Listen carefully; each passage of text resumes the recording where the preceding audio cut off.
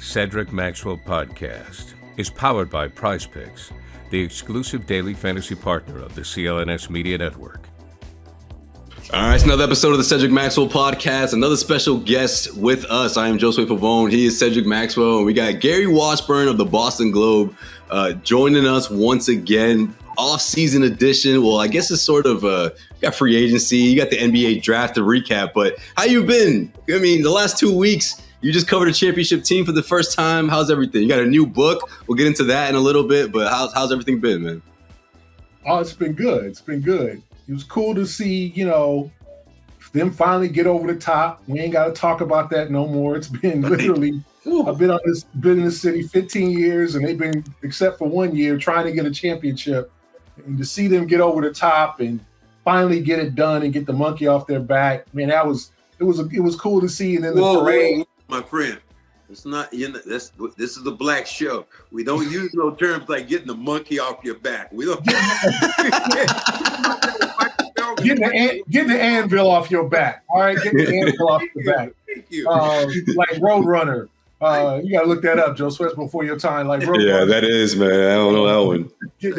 But yeah, I mean, it was good. It was good for them to get over the top. The parade was awesome. Like I didn't never been to a parade before in terms of like a team celebrating, and just to see all the types of people out that came out that love the Celtics. People think that, obviously, Max, people watched your days and they saw a number of white folks at Boston Garden and thought those are the only people, but there's so many people of color, so many from everywhere who love the Celtics, man. It's crazy. And it was just to see all them out that day on that Friday, all shapes and sizes, colors, ages from 2 to 92.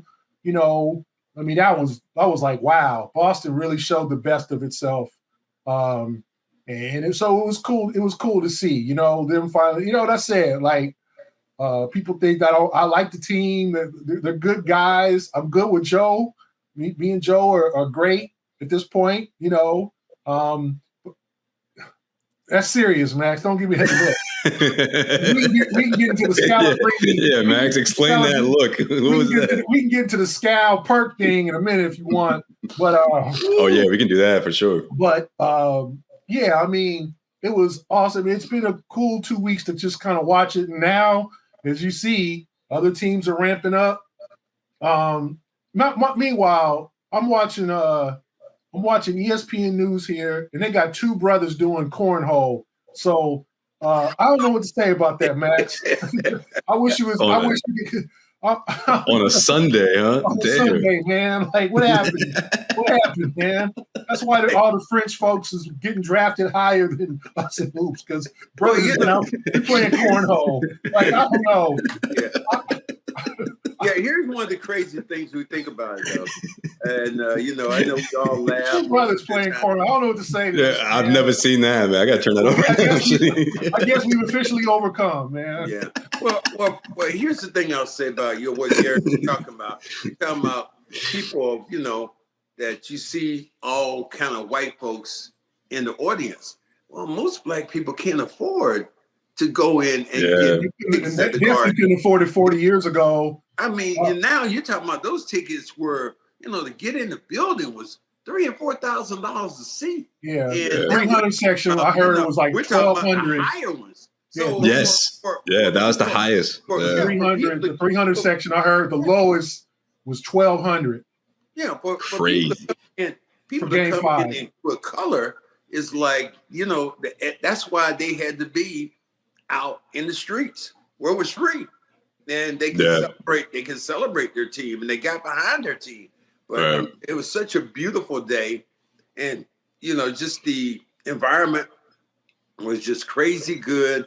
What I did like about Boston, the fact that it did not seem like other cities had violence to go along with the parade. Yeah. It was good, and it was just really cool. I'm like you though. I probably more than you and Josue wanted to see them win this series because I got tired of all these damn haters who've been around. You look at ESPN. I think 9 out of 12 reporters said the parade was going to be in Dallas. And I think it was 9 out of 17, but like, yeah. I mean, I love Perk, but Perk was like, I got Dallas winning games 3 and 4. Like, and I'm not saying that, that everybody has a perspective, and I respect Perk a hell of a lot, but I just think they thought, wait till they get to Luka and Kyrie. They go. I don't think their road to the finals was respected, right? Like, I think, and understand, they beat Miami without Jimmy Butler. They beat Cleveland last couple games without Donovan Mitchell. Indiana didn't have Halliburton, but they were able to win both. I mean, but this team had proven all year it was not. It was the best. And I just here's one of the things that happened though. You think about those games, and which set the Celtics back and made people think differently was when the Celtics lost to the Lakers in Boston with no LeBron and no AD. Yeah. Those kind of games put other things that, and people just didn't say, well, maybe they just played a bad game. I think that was it with the Celtics is that and the biggest narrative, which was untrue, was that everybody said, all the national people, the best player in this series right now is Luka. Yeah. And we found out it wasn't. It was Tatum and Brown by a large margin. I'm not sure right now if Luka could keep me, you, or Gary in front of him right now. We were dribbling down the court. I just don't think he could. I mean, what do you think? He was so bad. Yeah. There was some record that said he got blown by 65% of the time. I mean, that is just crazy to think of. That means your effort is lacking, or you can't move your feet. But if you're such a great player, you should be able to at least stay in front of a guy. And because of that, Tatum Brown just ran roughshod. And I think the biggest narrative that I've seen here lately is that what people want to pick at is that, you know what? Jaylen Brown shouldn't have got the MVP. It should have been Tatum. People just want to stir shit up with this team when I think they were just happy. Tatum was just genuinely happy to win to be a champion, right? Right. They get that shit off his back was the biggest thing that people looked at. And now they can go out and play next year. I talked to Michael Felker, like you on the show, and he was trying to cause those same waves. And, well, Jaylen Brown or Jason Tatum didn't get the MVP. So there's meat left on the bone for him. And Brown didn't do it. I said, and then he asked me, so what do you think, Max, is going to make the Celtics, so they're not complacent? I said exactly what you said. Tatum wasn't the MVP. Brown was. Brown wasn't the all-pro this year. So you had to have those things. Then there's meat left on the bone that they can go out and they can try to play. Joe Mazzulla has to convince people, not us, convince people that he's a hell of a coach, and he is. He's one of the best coaches right now in the National Basketball Association. And all these other guys are going to get their money. And the biggest thing about it, when people say, well, how about Denver? Celtics are bringing back damn near their entire core. And because of that, there's going to be continuity. Like Denver, people don't realize how good Jeff Green was for those guys. Or Bruce Brown was good for Denver. They had the Celtics don't have that problem. And I'm not sure, I'm sure you'll know better than me, that there are going to be some players out there who haven't won a ring that say, shit, I want to play with the Celtics now. I want to win one. I want to go in a Blake Griffin type guy who is out there who hasn't done whatever, but said, look, damn, I want to win with these guys. So I think it's easier right now for Brad Stevens, who did a fantastic job, to go out and recruit and try to get somebody else. Yeah, I think the hottest team is the team that just won a championship. And so although the Celtics are limited with their financial, they can only offer minimum deals. Remember, the market is going to squeeze. There's no middle class anymore, pretty much. When the market begins and all the Paul Georges and James Hardens and all these guys sign, there's going to be a bunch of brothers left out who are going to be trying to catch onto a ship and not drown and not be getting some training camp invites. And they're going to take that minimum money from the Celtics, especially knowing, one, if you're a big man, you can probably play because the Celtics are going to need some help in the middle. With Porzingis being out, Horford being on his age 38 now. We don't know about Cornette and Tillman, whether they'll be back. They can try to bring both of those guys back. But if you're coming in, you're going to get a chance to play. They got 2 draft picks who might be able to play. Like, it's good. Like they've solidified their team to make more than one run. That's the thing. And obviously, Max, you know more than anybody about one, trying to repeat.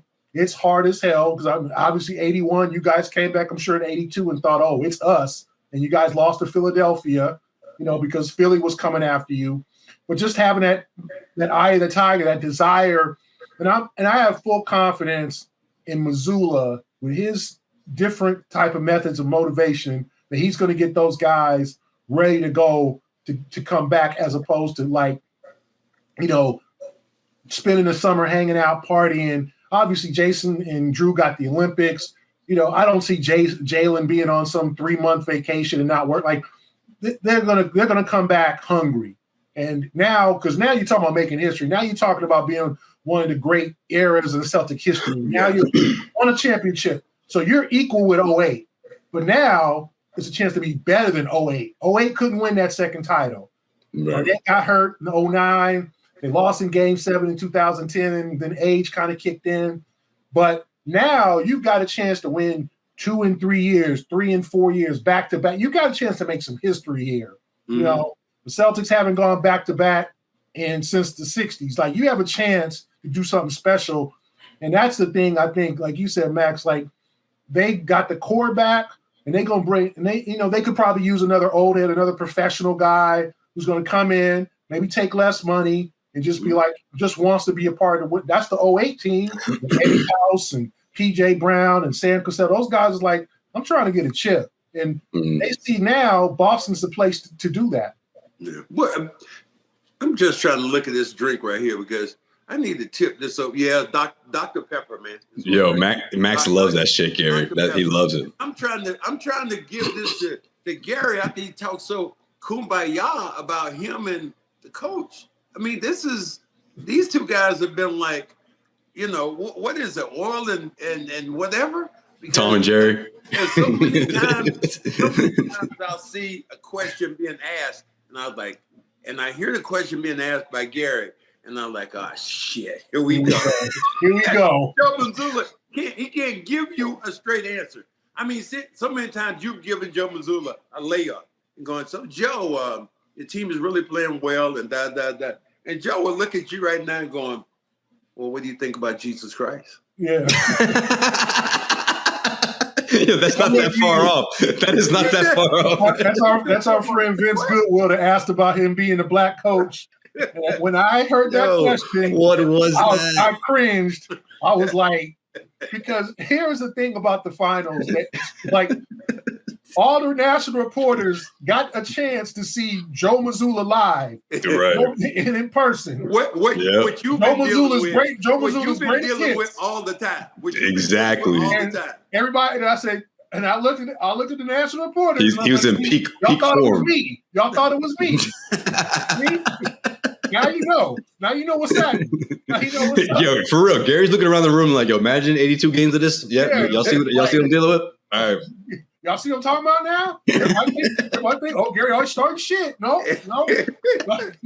Hey, yo, Gary was the only one smiling at that point, like looking around like. I was laughing to have the question. That was I was laughing. I was like, oh, I know he ain't gonna answer this. Let me listen to see what he says. Yeah, that was a layup. Two black coaches have come together, and you're going, this is the time to play your black card and go for real. Not late and move. You're gonna move the line. No, not just. And then Max, two black head coaches just got fired too. Like, so it was a very relevant question. It wasn't like it came out of nowhere.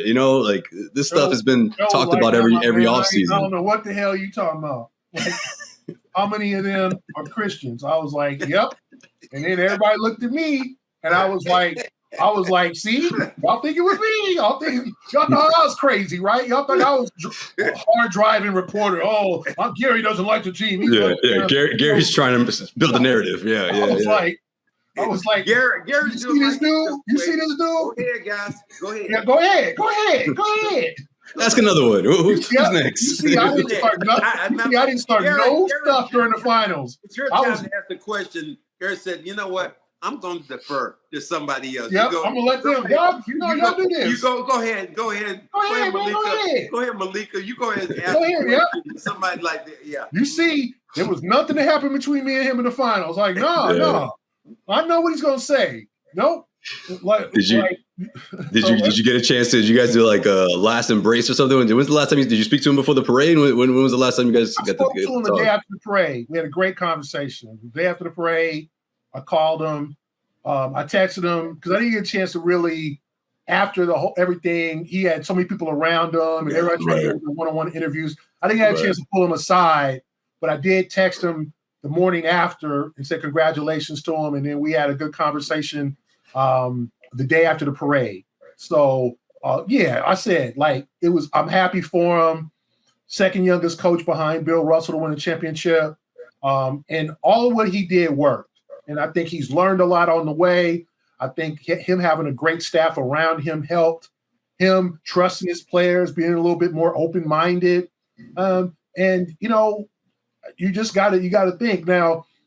Is Joe going to be one of those guys that coaches probably 20 years? I don't know I don't know with the intensity that he has that he'll be able to do this for a long, long time.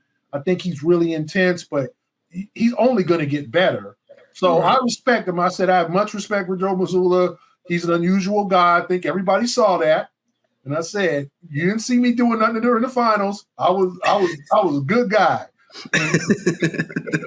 I stayed like Max. I stayed out of I stayed out of grown folk business. You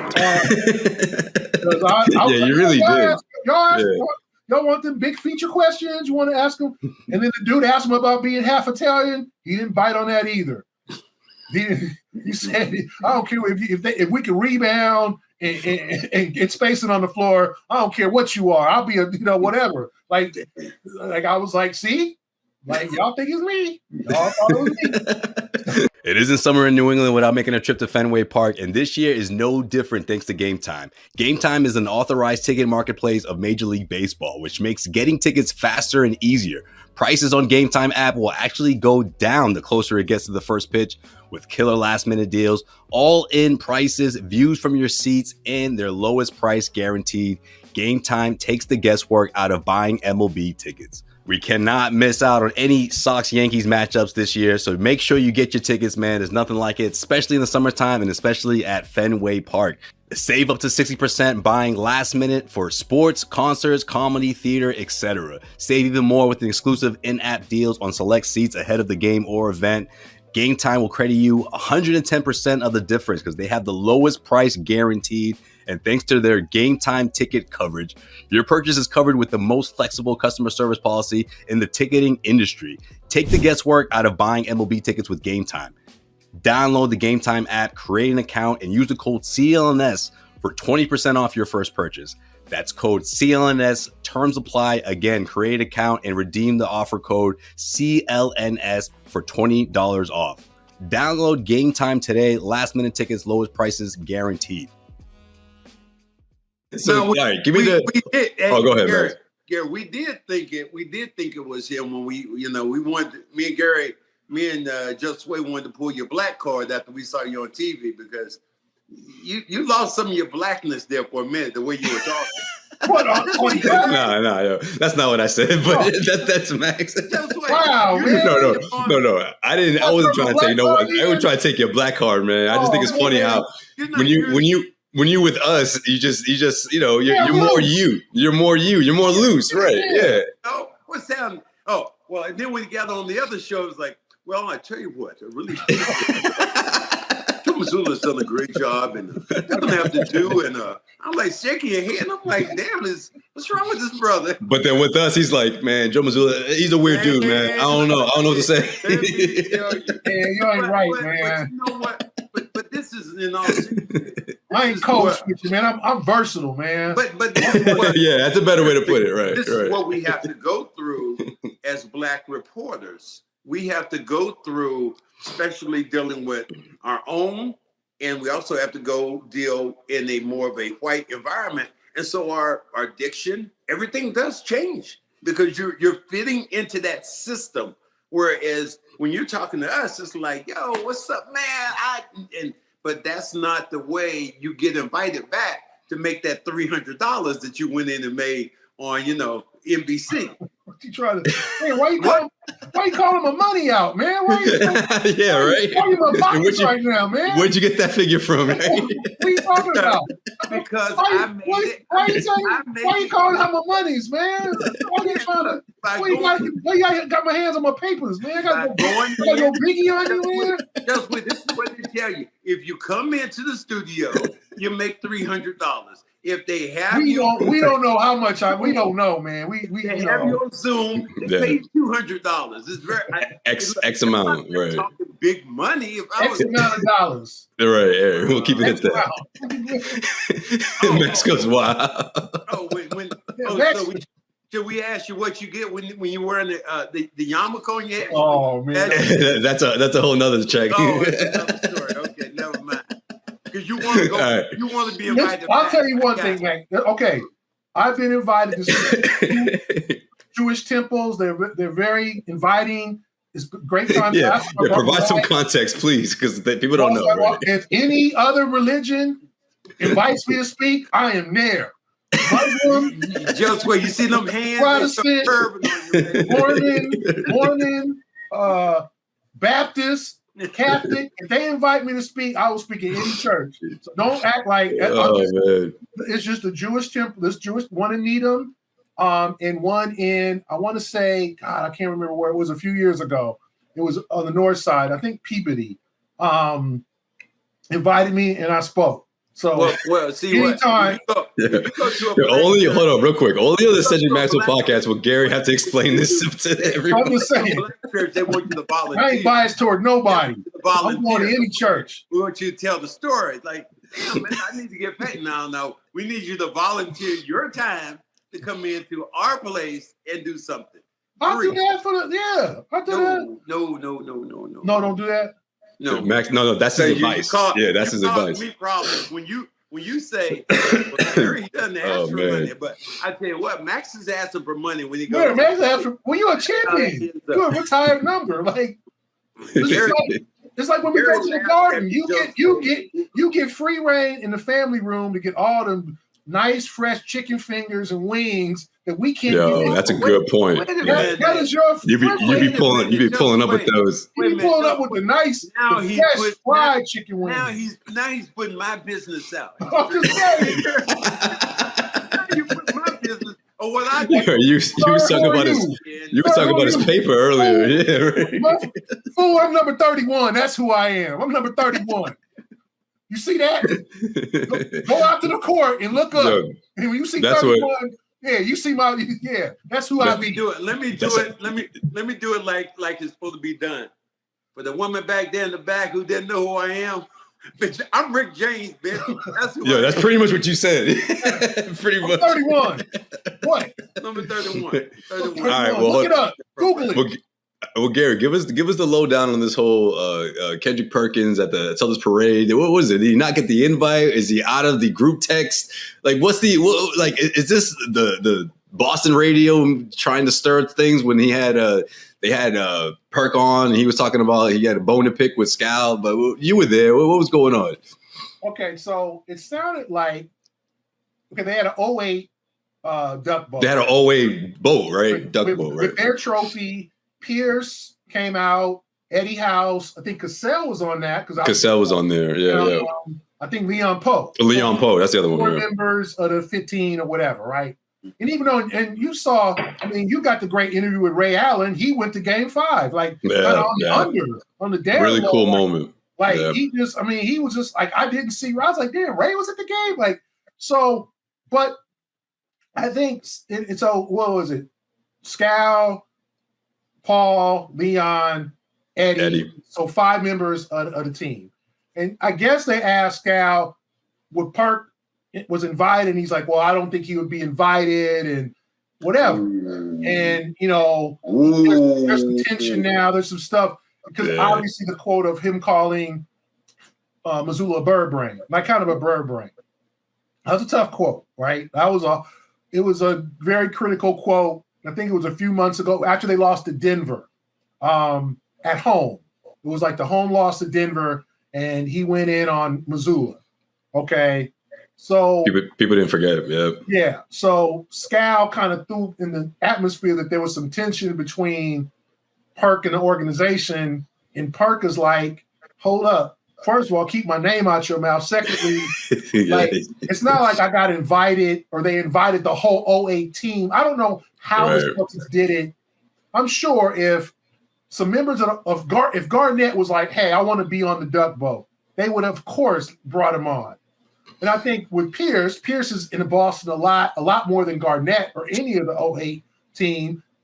House works for NBC Sports Boston. I know he lives in Phoenix, but I think House comes here a lot too. Scal, of course, and then Leon Poe works for the organization. So it's kind of easy. So I don't think there was some like 15 invites where Rondo and Gabe Pruitt and Scott Pollard. Yeah, Scott Pollard got, glad Scott Pollard's doing well now. He had some medical issues. He seems coming back strong. So kudos. Yeah, shout out to him. Yeah. To Scott Pollard, glad he's doing a lot better. It wasn't like there was over 15 invites and then Perk was like, oh, we're writing 14, but not Perk. Right. So Perk, it's the way he worded it though. The way Scal worded it, as if like he was. I had a conversation with Perk, who called me and we had a conversation. And Perk wasn't happy that, and his whole thing is, I respect the Celtics, but one, that was 24's moment, not 08's moment. I respect that too. Mm-hmm. Two, like he said, I haven't come to Boston on my own in years. I come for work or whatever. Like I'm not, I'm a former Celtic and, I love those guys, but it's not like I'm coming back every reunion and I'm coming back here for work. And I cover the league and I got to tell like it is. So I respect Perk for that. And then Scal, he was upset that Scal didn't call him back with immediacy. And Scal was like, well, I'm a busy man and my bad. And so, let's hope they can talk it out. It's petty, but, you probably shouldn't have, Scal might not have refrained from saying, oh, Perk's got issues with, do I think Missoula was upset? Yeah, like anybody would be upset being called a bird brain. And anybody would be upset with some, but Perk's been hard on, but I don't know what team Perk likes. Perk hard on everybody. Yeah, like, for real. You know what I'm saying? Like he's like, Max, we grew up, he's the dad that your father didn't like none of his kids. Like it wasn't like, like he don't like him, he don't like me. Like he's equally bad. Like, that's kind of how it is. Perk keeps it real. He said Anthony Davis might ask for a trade at the deadline if it don't work out with Redick. Like Perk drops it on the damn. He doesn't care. He's made probably some adversaries and lost some friendships because he's had to keep it real, and I respect that. And he's been hard on the Celtics this year, and he's he suggested they might break up the Jays a couple years ago, and but hey, a lot of people got proved wrong. And I think Perk is personally happy for those guys. I think he enjoyed his time in Boston. He was, for any place he played, he was in Boston for the longest. He won a championship. I think he had a couple of his kids in Boston. So, I think he's okay, but he's kind of like Scal. Like, first of all, bro, like why am I on, like, anybody call Rondo? Anybody call Ray? Like, why is it just me and I'm the one that got disinvited? Like, he said, if I got invited, I probably wouldn't have come. He got stuff to do. He lives in Texas. So he going to come out here for one day to raise the banner in an hour parade? Yes, he would. You think he would? Yeah. If he got the invite, you think that's what it was? I mean, let's keep it real. Uh-oh. The organization could not have been happy with some of the things that Perk said. Yeah. And I mean, look, you and I broadcasters, we always, in some way, people are tugging at you to say what you said might have been said differently. And me more than any, because they feel like I work for the organization. So if I said something, I've heard, people call me and we're going, well, you might have wanted to phrase it. I mean, I remember one of the lines I used, it was when Kevin Garnett was out. I happened to say that I was on TV, guy radio, and the guy said, "Do you think the Celtics can win?" When Kevin Garnett got hurt the year they won the championship, the year after they won the championship, I said, "No, it's impossible." And yeah. You said it's impossible? Hell no. And do you think that I got a call saying, you might want to, try to rephrase. Well, obviously I was right. Backtrack. Yeah. Right. But in a way that when they perceive you as part of the organization, because Perk will lay his head on the fact that, look, in 08, we won the championship. I was on the team that so you it's kind of hard to say one way where you are saying, look, I was part of this organization, I know how great it was, but then on the other end, to kind of be overly critical about a guy like Joe Mazzulla. I can understand you said, I don't agree with what he did. I've said that before. Maybe you might want to take somebody out or do this or do that, but the bird brain thing, that would rub this organization the wrong way. I mean, people were upset when Grant Williams was in the back. They were saying Grant Williams was celebrating with the organization, and people were pissed off at Grant for him to be there at the game. They didn't say nothing about Taco, but for Grant to be there, you can't be mad at Taco. That's a good point, though. They both play for the squad. Yeah. Anybody say anything at all about with Taco, but they sure went at Grant. Grant played with both teams. So I can see that he had a vested interest. He had friends who were there, and it just happened that his buddies for the Celtics won. I'm sure he had to be happy about that. Matter of fact, we had him on our podcast, and we talked about who would win the championship. He predicted this whole thing, yeah. Grant predicted, kind of what would happen. But, let's not be so naive to think that maybe there wasn't something in there or where Perk was that, it's different. I just believe that, when you say something about a team, it's going to come back some way to haunt you. I mean, hell, do you think Stephen A. Smith is invited to any damn Celtic parades or anything like that? He's not being invited because some of the things he said about this organization. Right. Yeah, that's a good point. I mean, it's a tricky spot, man. If you ask me, I just feel like it's one of those things where, like Perk said, it wasn't an official invite list and he was not on it. It's one of those things where if you wanted to be on the duck boat or if you want to be involved, I'm sure people put their name in it. Let me hear this. Go ahead. You said what? If he wanted to be on the duck boat, what would happen? Let me make sure you hear what he would have put his name in. He would have put his name in there. And would he have been on the duck boat? I'm asking you right now. That I don't know. No, I'm asking you. What do you think? Celtics probably would have said no.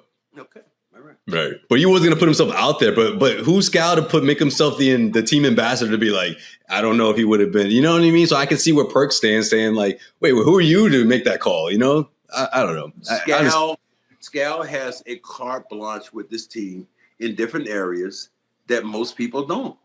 And I love Scal. I've always been his biggest admirer in the fact that you have a guy whose his career scoring or what he did for this team compared to where he's at now in the organization and see him with the big three. And he was the guy who was interviewing the players, before they came out and got on the duck boats. He's made himself into a commodity for this team.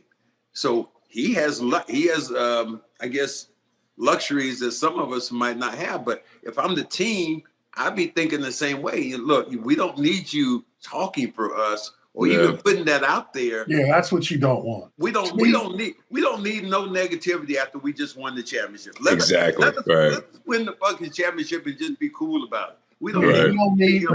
There was enough stuff with the 08 team, with all the stuff with Ray and KG, and that got settled, made good, and let's not bring it to where the difference between Perk and Paul does the Fox Sports stuff, but Paul is unapologetically a Celtic.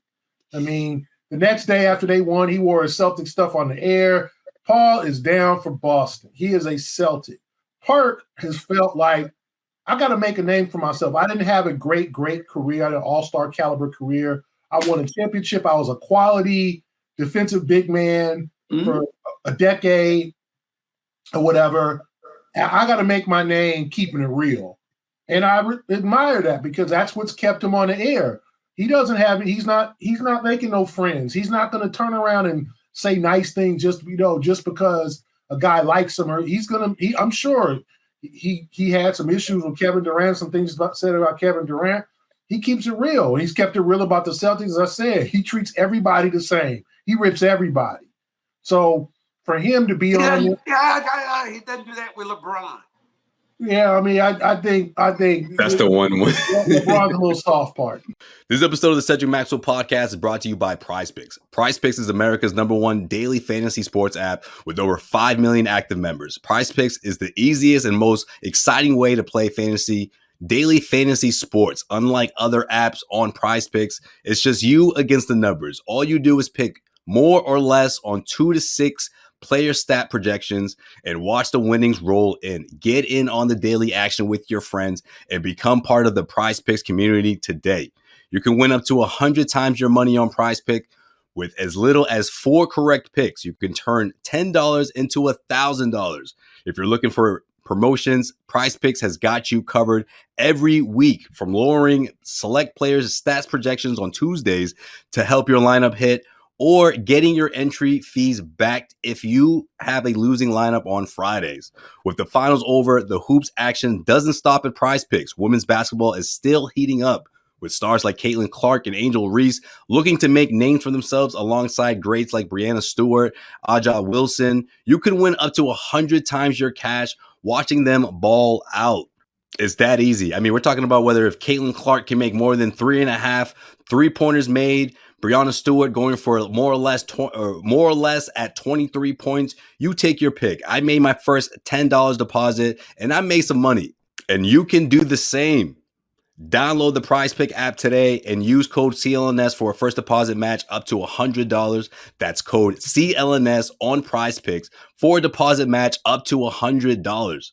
Pick more or less. It's that easy. Download the PrizePick app today and use the code CLNS for a first deposit match up to $100. That's CLNS. Pick more or less, and it's that easy.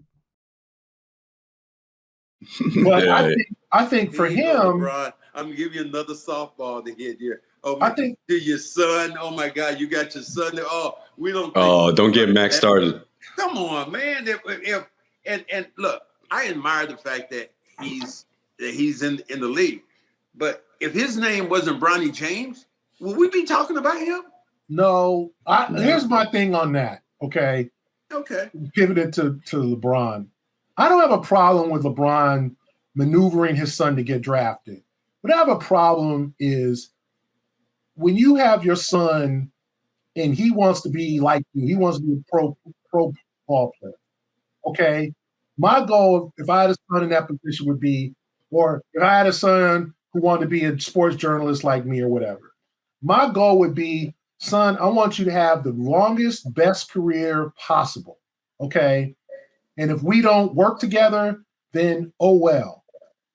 LeBron's fascination with playing with him, I think, has forced him and Bronny to skip steps, because people are like, well, it's like Ken Griffey Jr. and Ken Griffey Sr. No, the hell it's not. Ken Griffey Jr. came out of Waller High School in Cincinnati in 1987. He was 18. Everybody freaking knew he was going to be in the bigs in a year or so. You saw like that motherfucker is the real deal, okay? And he was playing for the Mariners by the time he was 19. You saw it. Wow. Okay, you saw. If you look at a young Ken Griffey Jr., Ken Griffey, I forgot how long he was in the minors. It was not long. When he got drafted #1 overall, and his dad was still serviceable. He was 40, so his dad had him young. I think his dad had him at 19, so he was 39, 40 by the time Ken Griffey Jr. got to the bigs, and they played together. So it was different. You saw Griffey was a mofo, like he was going to be the man. You can't do that. You don't see that out of Bronny James. Yeah, don't. Okay. Yeah, he needs 4 years. He needs all 4 years, man. My whole thing with LeBron is you want to play with him, but you're going for now. He's a grown man. He can't go back to college. This is he a grown ass man now. You didn't taken your son at 19 and said, okay, no more college parties, no more girls like on the campus. He could have transferred. Okay, it didn't work out at USC. He could have transferred to 50 schools, would have taken him in a minute. Played, had fun, came back from his developed, and then maybe came out next year or played another 2 years. He coming out averaging less than 5 points a game, and his dad ain't gonna be around forever. Gary, his captain teammate didn't get drafted, man. The dude averaged like 3 times more and all that. But to me, you forcing your son to skip these steps just because you want to be on the team with him. And did you force the for a year or two? Did you force the Lakers to get pretty him? much? Like, what'd you think? Well, yeah, he wanted to play with his son. Yeah. You think they're not gonna take him, Max? Come on, man. I was told my boys on a group chat. Rich Paul was like Suge Knight calling all the record companies if Snoop's son wanted to be a rapper, and Rich Paul was like Suge Knight calling all the companies was like, don't you do it? Def Jam, you best not sign Snoop's son. He coming to death row. Like it was like that was some gangster stuff. Yeah. Like he called teams, you bet not see draft Bronny and see draft Bronny and you know this, Max. Draft Bronny and see what happens. Just where you see his blackness coming out now. Yeah, I like it. I love it. Bet not. Your father would say, draft Bronny and see what happens. Max, he ain't saying this on 98.5, yo. I love it. Go ahead, Gary. Keep going, man. So to me, that's what I think you're right.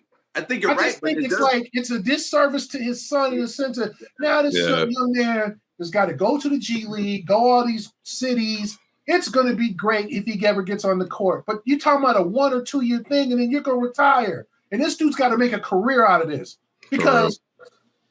Let's look at J.D. Davidson. And that's the hardest position too, right, Gary? That's the most competitive position. J.D. Davidson came out of Alabama after a freshman. He had a much better year than Bronny did.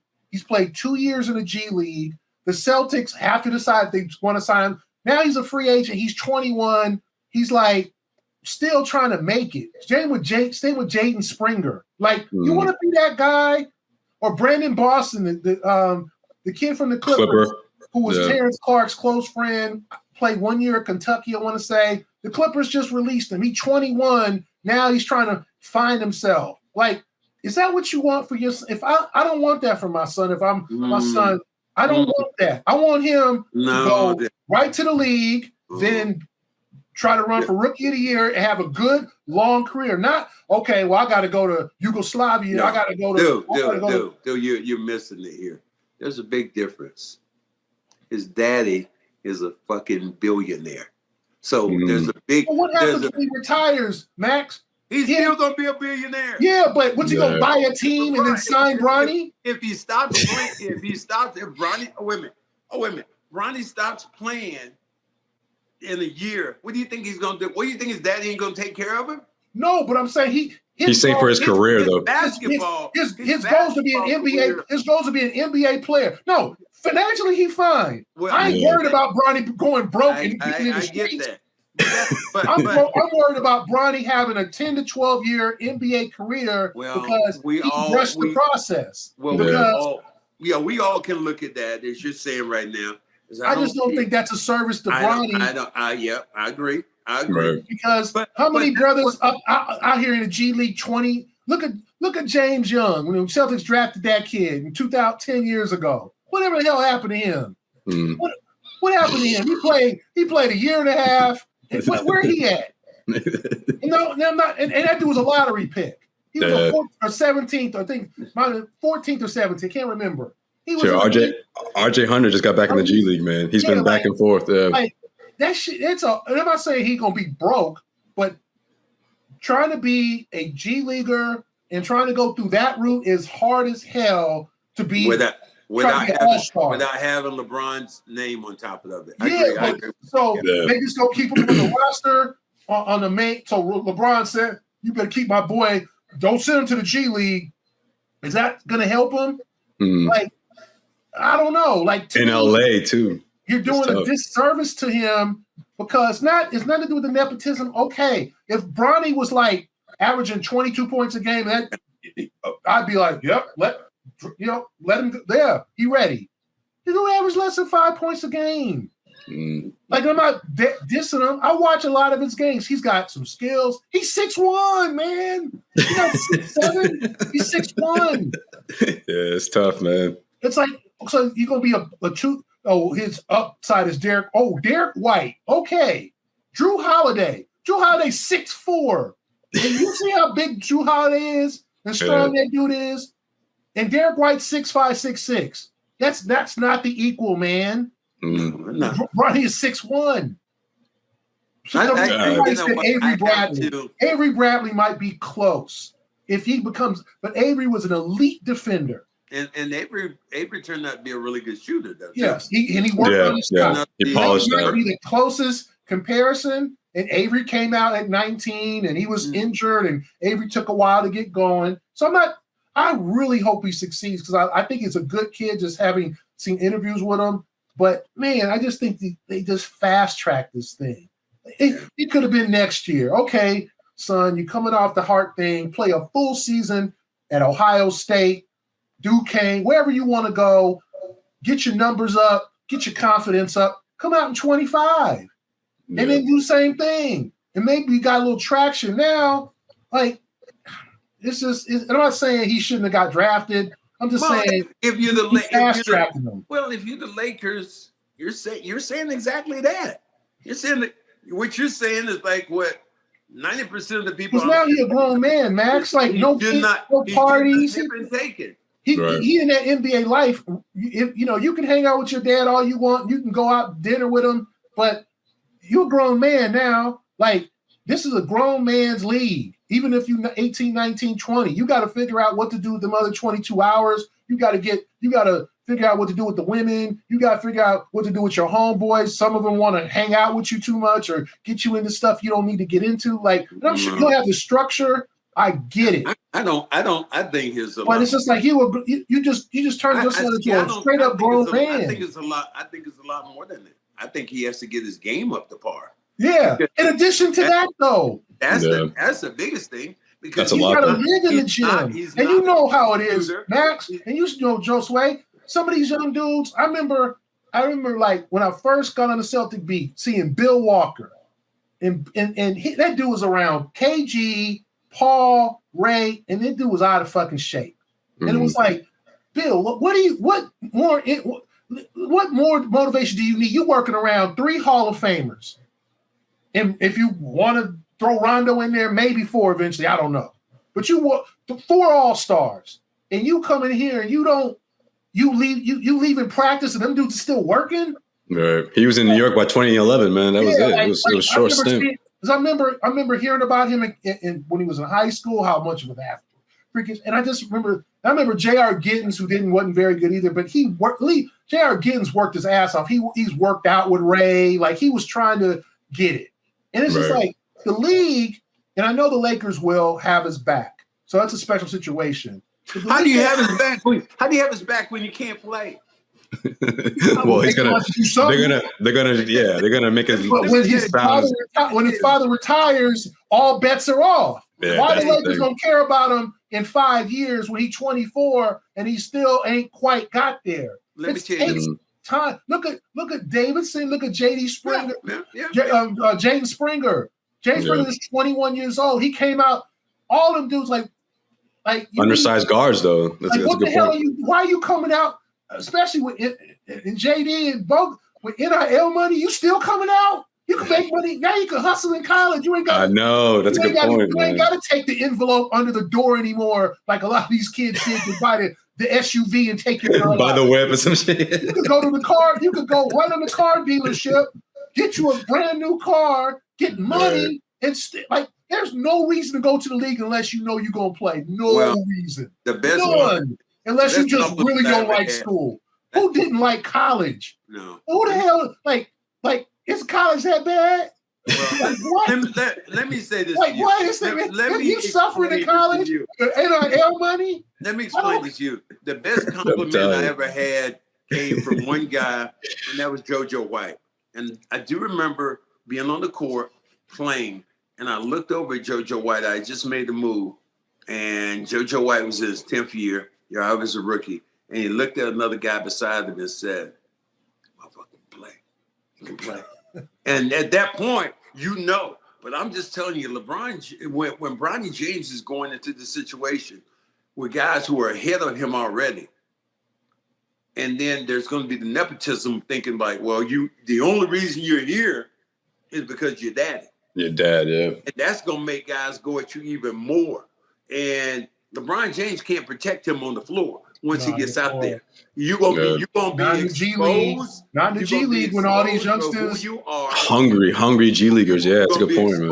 And don't talk all in his ear about his daddy. Yeah. That's a good point. That is that we've seen that how many times? We saw that happen with all of Jordan's sons who were trying to get in and just trying to get to wherever they, but all they could hear was very seldom you hear that where you have a player that's a young player who's come in this league. I can't think of one in a long time. Steph Curry is the one that comes to mind. Probably it. But other than that, I can think of all these. Kobe, obviously Kobe. Sometimes then you're going, well, what happened to this guy? I mean, what? Yeah, I mean, Alonzo Mourning's it just doesn't happen. Alonzo Mourning's son tried to make the league. Shaq's son tried to make the league. Oh, yeah. His oldest son tried to make the league. Ewing's kid, right? Or no? Yeah, Patrick Ewing. He had a little cup of coffee. He played some. Yeah, he played a little. Glenn Rice ended up getting in trouble. Glenn Rice's son, it is not. Look at Kenyon Martin's son, who's a freakish athlete, and he's bounced around. Now he's in Philly. To me, it's hard. It is hard, and those dudes all have better college careers than Bronny, and so the protection is there because LeBron is there, and I applaud that. And I said, I ain't tripping about the nepotism or picking him. Give him a shot.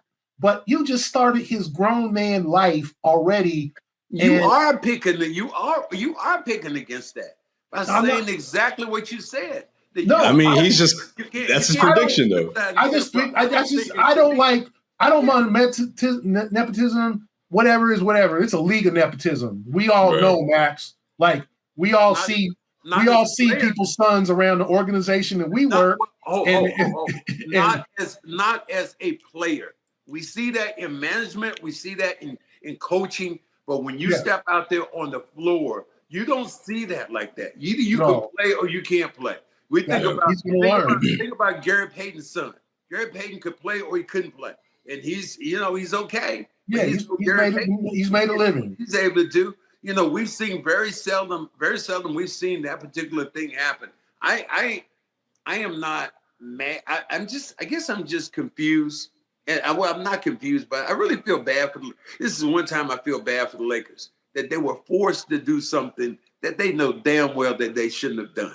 That's all I say. They know damn well. You mess with Suge Knight. That's what happened. Huh? You get that phone call. You say you mess with Suge Knight. That's what happened. That's what happened. Gary, all right, let's talk real quick. The Celtics rookies, though. Baylor Shireman at number 30. You got Aiden Watson at number 54.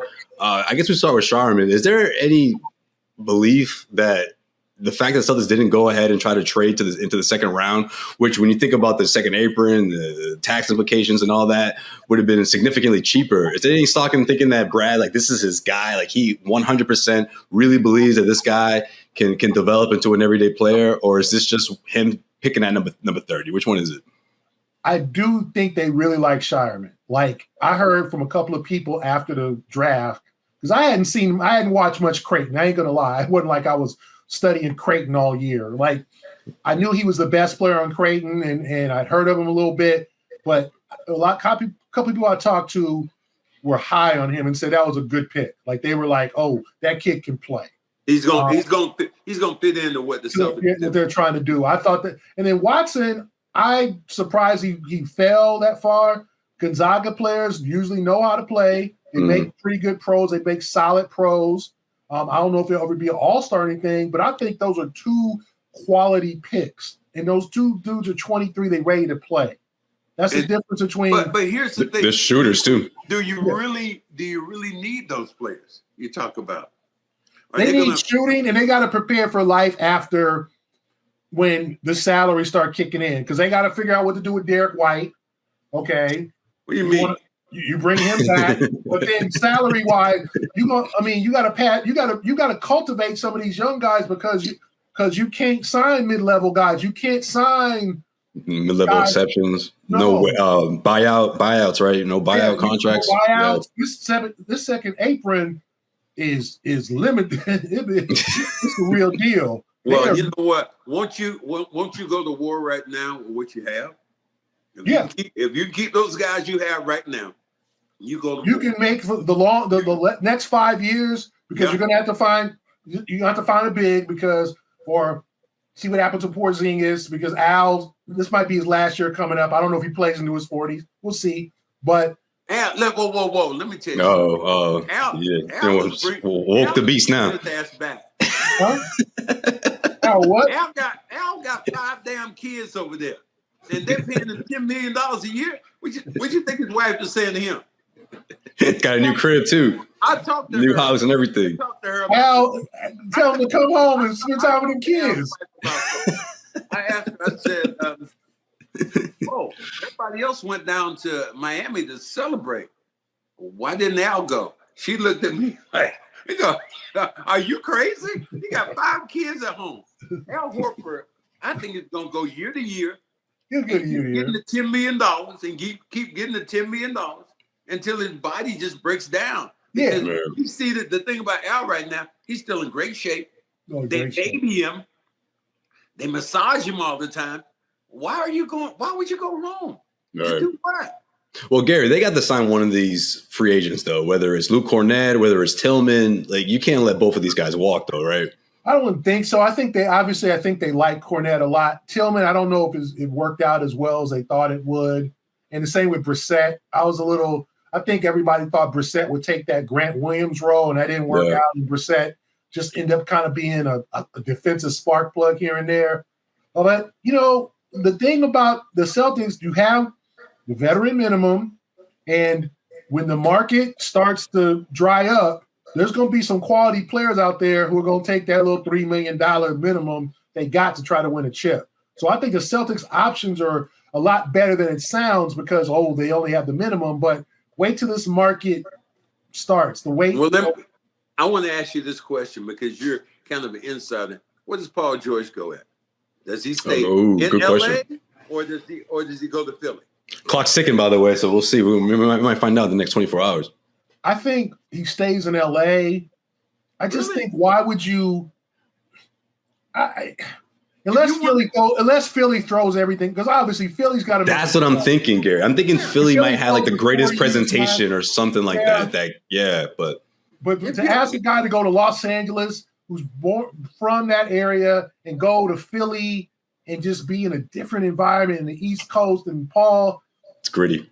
It's. I just think the environment, the Clippers are like, man, we, you good, but we ain't want nothing with you. So, we're not gonna offer you the 4-year. They gave Kawhi 3. Does he take 3? Does he take 4 but less money? Or does Philly with Daryl Morey throw everything at him and say you can be our number 2? But he goes to Philly, he's a number 3 guy. Okay. Like, but you're in a but here's the thing about 34. Yeah, but the thing you're talking about right now, maybe he takes on the same position as Drew Holiday. Drew Holiday is not a number 2 guy, 3 guy, 4 guy. But if you're Paul George and you're more or less interested in winning the chip, you take that position because now you got Embiid, you got Maxey, and I can fill in the blanks. And you guys talking about he's in LA now. You're not really in LA during the season because you're always traveling. During the off season, you can go where you want to go. But during the season, you always boom, boom, boom, boom. You're going all over the place. So I think that Paul George, to me, it makes more sense that Paul George signs a contract and goes to Philly. And that makes Philly tougher, but I still don't believe Philly has enough to beat the Celtics. Yeah, I think that's where he probably should go if they roll out the red carpet for him. The Clippers have shown that, listen, we're kind of over this whole Paul Kawhi thing. And Orlando's a wild card. They got the money. They need a veteran to take the next step. Is it going to be somebody like that or Klay Thompson? You know, Klay's out there too now. But you know what? I just think somehow the Clippers come up and say, okay, we're good. This is what we're going to give you. Come on back. And of course, it's reported that Paul George is supposed to have meetings with these teams. So we'll see what happens, what comes out of that. The beginning of free agency. Of course, the first week of free agency, though, that's going to be one of the top reports for sure. But last but not least, Gary, got to ask you about this Celtics book you got coming out. Saw you tweeting about it a couple of weeks ago, days after the Celtics won the 18th championship. Tell us about it, man. I know it's not just about the 2024 team, but the franchise overall, if I'm not mistaken, right? Yeah, I have a book. It's a kind of pictorial history of the Celtics, all the great moments, the great games, the great Celtics of all time. And let me see if I can find my damn name better be in this motherfucker. I was waiting for that shit. It might be. I don't know. There ain't no damn book. I knew you were gonna say that. Here we go.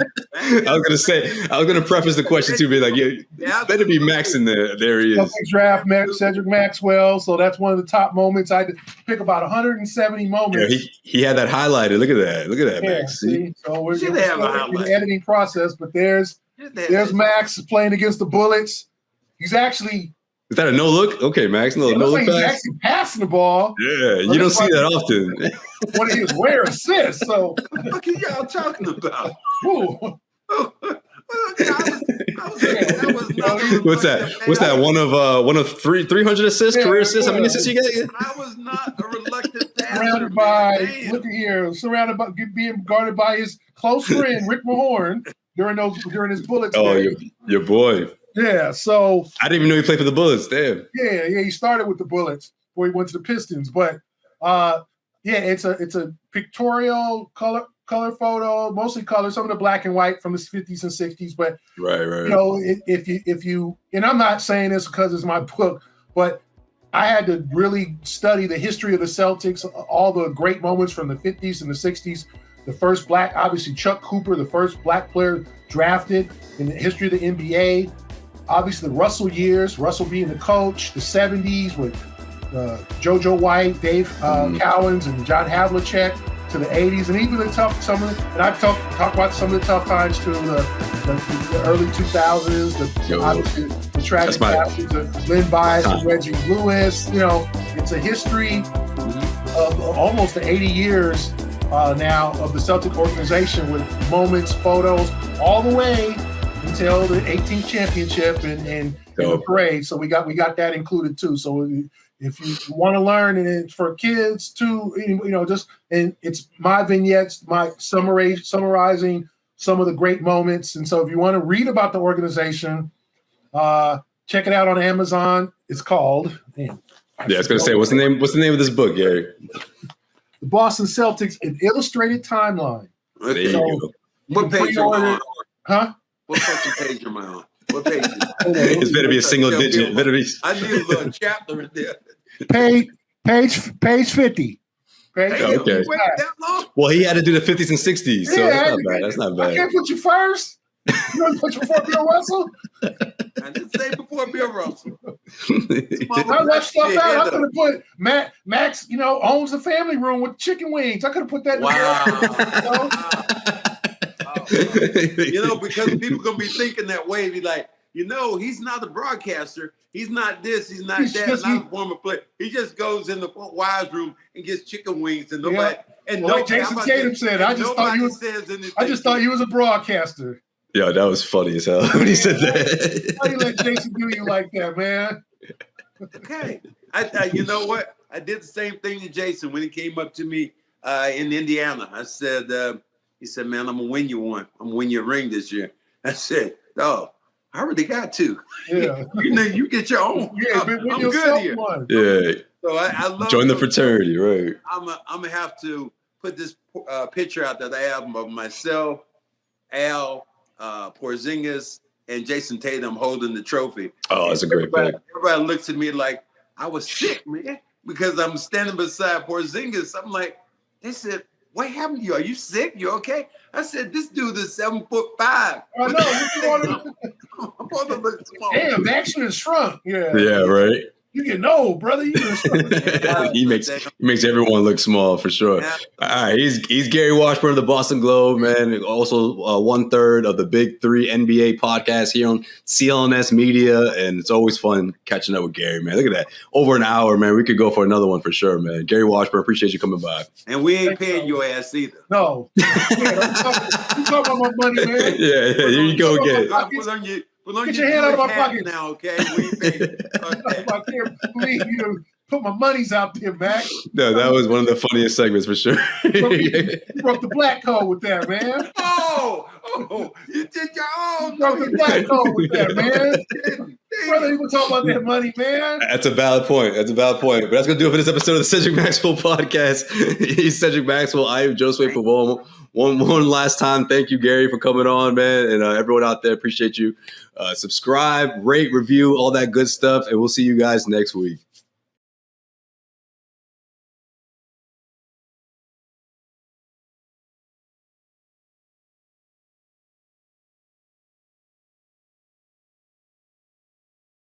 Josue Pavone here, CLNS Media, and if you made it this far, that means you really like this video. So hit subscribe, make sure you keep our notifications on, damn it, and we got plenty of great content coming your way.